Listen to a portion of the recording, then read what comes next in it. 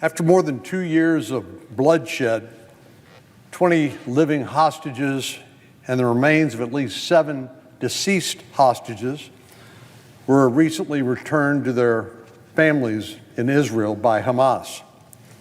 Videos of the tearful reunions circulating on social media show the immense joy and relief felt by the families who have been suffering through the unthinkable, and wondering if they will ever see their loved ones again. Behind all this extraordinary story is the leadership of President Trump in negotiating an end to this war that's lasted 2 years. President Trump has rightly gained praise from some of the most unexpected critics, like Kamala Harris, Hillary Clinton, Minority Leader Chuck Schumer. All of these people are correctly acknowledging what supporters of President Trump have known for a long time. He is truly a master of the art of the deal. I can't think of a single president who, through a combination of carrots and sticks, could have accomplished something like this before, but President Trump has, and he deserves the credit. But of course, for this conflict to be truly over, each and every one of the conditions laid out in President Trump's 20-point peace deal must be implemented by both sides. And that's where the trouble really begins. We cannot allow a terrorist organization like Hamas to pull the wool over our eyes or to act like this is any normal sort of negotiation between two parties acting in good faith. Hamas must keep up its end of the bargain on this and other terms for the deal to actually work. We've already seen how Hamas has violated the peace agreement, as they have not yet returned the remaining bodies of 20 additional hostages who are presumed dead, including 2 American citizens, so that their families can properly grieve and bury their loved ones. Yesterday, Hamas, despite this peace deal, violently sought to reassert its control over Gaza from rival Palestinian groups. This included Hamas dragging several men from their families and executing them in broad daylight. Hamas has been rightfully described as a death cult. Their blatant regard for human life is the reason the Palestinian people have undergone so much suffering over the last 2 years in Gaza. I know some would like to blame Israel and the Israeli Defense Force and Prime Minister Netanyahu, but the reason for the humanitarian disaster that has been Gaza for the last 2 years is because of Hamas. If they hadn't executed 1,200 or so Israeli citizens on October the 7th, 2 years ago, none of this would have occurred. Of course, establishing an agreement that depends on the goodwill of Hamas is going to be an enormous challenge. And it can't be a matter of faith that they will act as any negotiating partner in good faith would be presumed to act.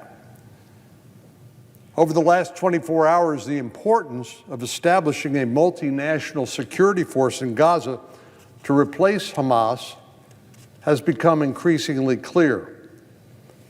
Hamas cannot remain in control if we are to have peace.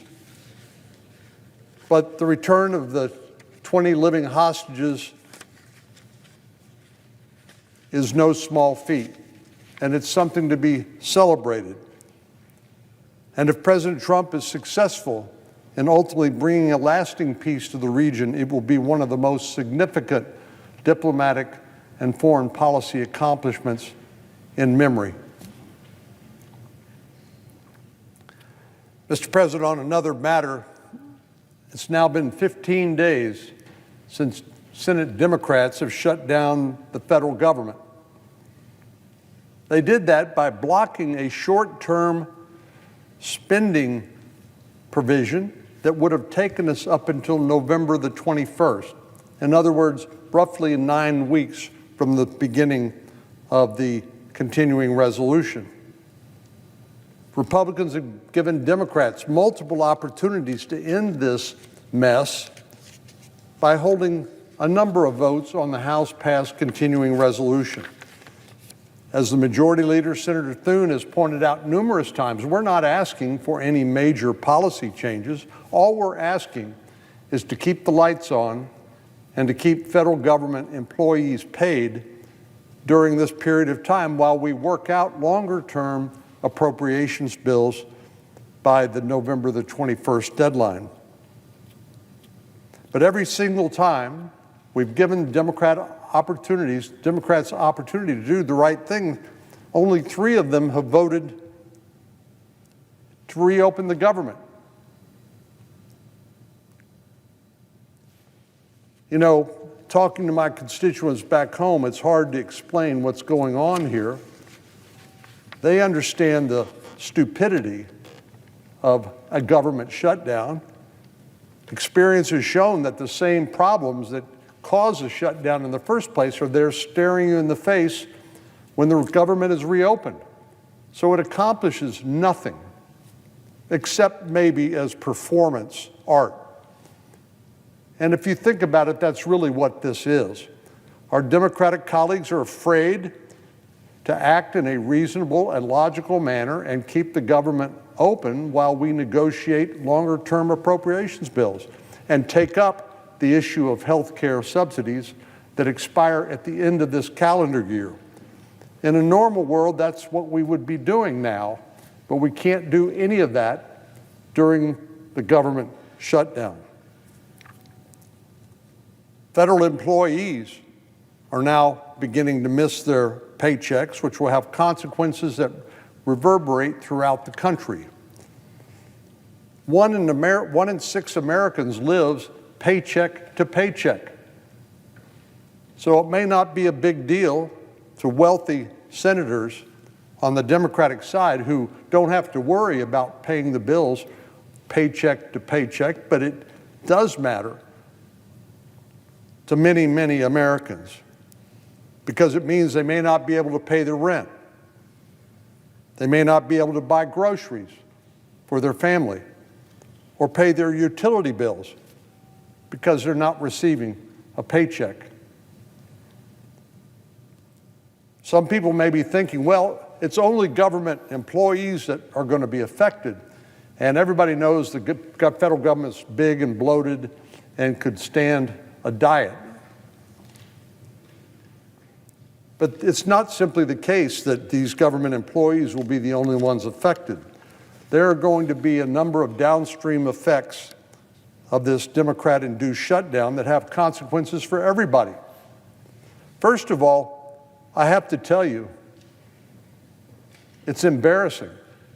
It's embarrassing that the greatest country in the world and the people who are elected to represent 330 million Americans can't get their act together and can't figure this out. It is beyond dumb. It makes no sense at all, except as a matter of self-serving political gesturing and the sort of performance art that I mentioned a moment ago, trying to demonstrate to your political base, yeah, we're fighting. Well, this isn't fighting. Fighting is keeping the government open, having debates, having votes, trying to persuade people to your point of view. That's what political fighting is. It's not taking your ball and going home. One issue affecting the whole country, federal workers and private sector employees alike, is the way this shutdown is disturbing airplane flights.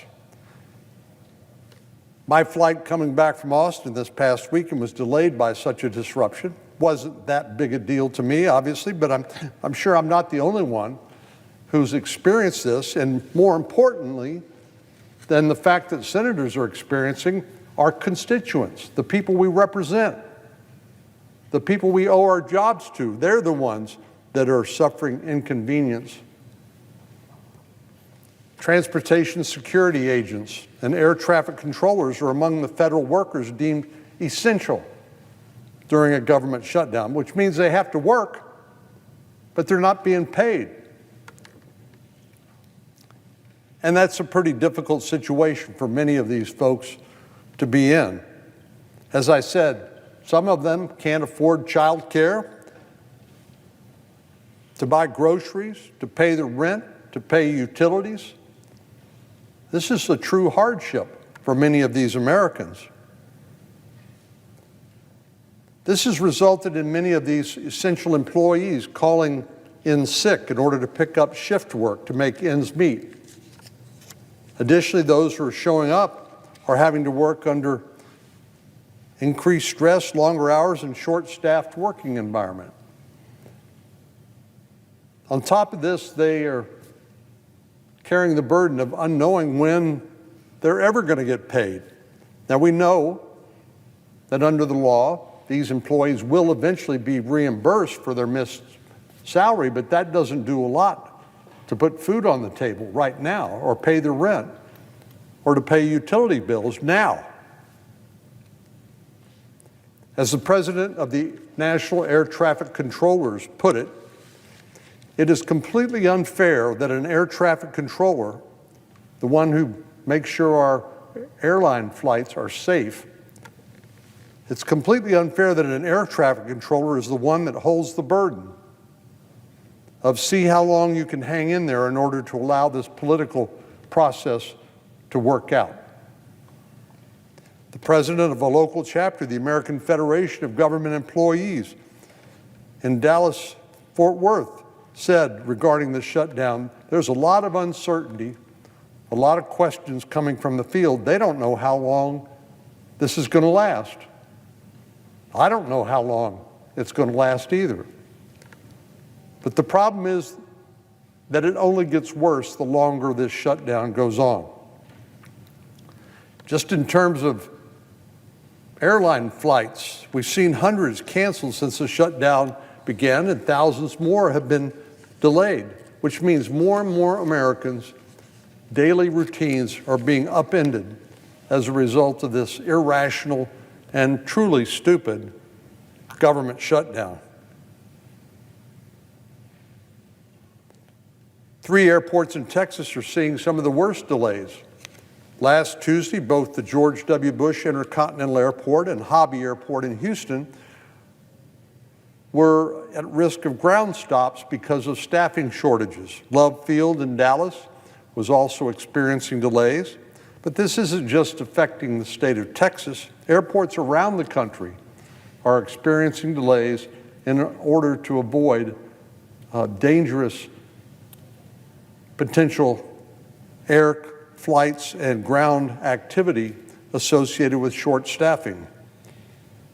The Federal Aviation Administration is also reporting staffing problems in Boston, Nashville, Chicago, and Philadelphia, as well as Burbank, California, Newark, New Jersey, and Denver, Colorado. Some analysts have speculated that the disruptions could continue to cause problems during the upcoming travel holiday, Thanksgiving, and into Christmas.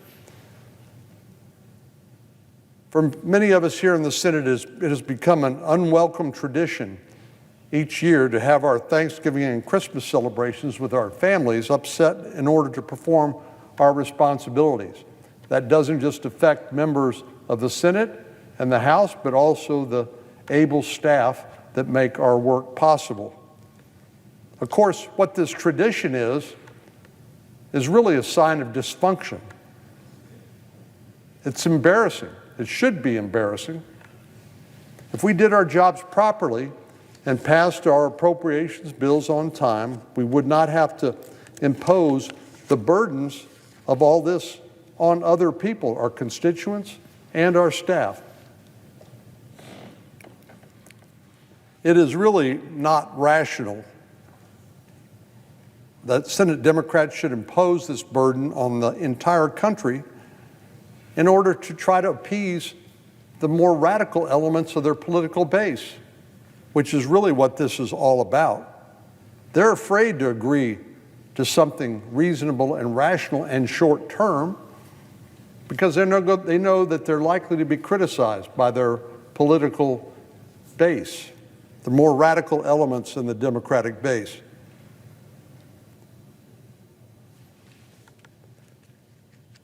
Well,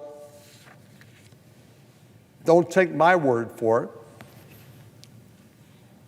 Minority Leader Schumer has made it clear that he is willing to impose almost any cost on ordinary Americans in order to try to appease his radical progressive base.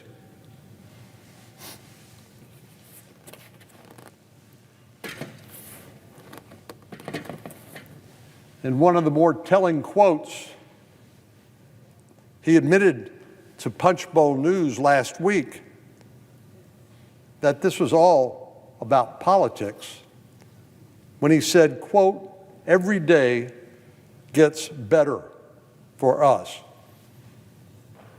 Really? Well, by us, he doesn't mean the American people. He must mean people like him who are afraid to say no to their radical base in order to perform the most basic functions of government. Plus the fact it's not true. Is every day really getting better? Or is it more and more embarrassing? Is it having more and more of a ripple effect on people who are innocent of any wrongdoing? They just happen to be affected. I think if the Democratic leader were to ask the Transportation Security Administration workers who are working overtime without pay, or the air traffic controllers who are wondering when, if ever, they will receive their next paycheck, who are also working without pay, or the mothers and fathers, the federal employees, who are wondering if they're able to enjoy the holidays with their children and their extended families because of travel disruption, or maybe just because financially they won't be able to make ends meet. But the truth is that Senate Democrats care less about federal workers and the rest of the country than they do about appeasing their radical base. Senator Schumer has made it clear that it was his plan all along to make the American people pay the price in order to achieve his political goals when he said, quote, "We've thought about this long in advance." So this wasn't an accident. This wasn't sort of a surprising occurrence. This was planned all along by Senator Schumer, the Democratic leader, which makes it all that much more egregious. Well, I sincerely hope, for the sake of Texans and Americans all across the country, that Senate Democrats will have a change of heart. I hope that someday soon, maybe today, Senate Democrats will set aside the demands of their radical base and simply vote to put an end to this ridiculous government shutdown that serves no one's interest except perhaps their own narrow political interests. We need to pass that short-term continuing resolution that will only take us to November the 21st. And then I imagine we're going to have this discussion all over again, which is just further evidence of the dysfunction here in the Senate and in the Congress these days, mainly because our Senate Democrats and House Democrats are so opposed to President Trump and his policies. And they feel like they need to be shown to fight and to push back against President Trump. But they're not hurting President Trump. He's doing just fine. He's making incredible peace deals in the Middle East and hopefully other places around the world like Ukraine. What they're doing is hurting their own constituents, and they're causing people to doubt whether their government can actually function the way it's supposed to. So I hope, given the opportunity to vote here shortly on another short-term continuing resolution, a stopgap spending bill that will only take us to November the 21st, that we get 5 more Democrats join the 3 who've already voted to reopen the government so that we can put an end to this foolishness. Because every day does not get better for the American people. Even if it gets better politically to save Senator Schumer's skin. Mr. President, I yield the floor.